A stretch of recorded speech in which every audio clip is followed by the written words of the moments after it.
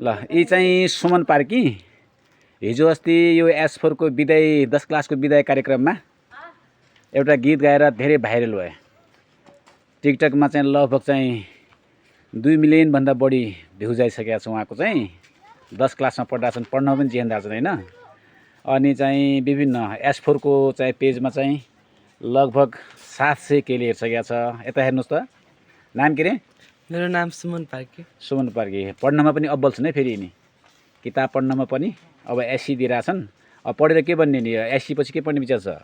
मेरो ल पढ्ने सोच छ। ल पढ्ने रे, कानुनविद बन्ने रे, कलाकार बन्न भनिरहेछन् जम्मै मान्छेहरू। अनि घर चाहिँ पढाइसँगै सँगसँगै सांस्कृतिक क्षेत्रलाई पनि अगाडि बढाउन संस्कृत क्षेत्रलाई अगाडि बढाउन चाहन्छन्। खै खै एउटा गीत गाउँछ, खै साङ्गीतिक क्षेत्र। देउडा गाइदियो त, खै देउडा कस्तो गाउँछ त? खै सुर्खेत भेरी छ कर्णाली कैलालीतिर। गुड, धेरै राम्रो हो।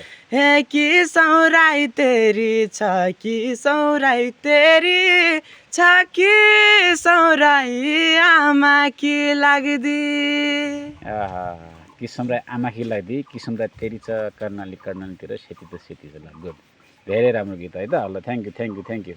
धन्यवाद। Best of luck for the SC. Okay, thank you sir.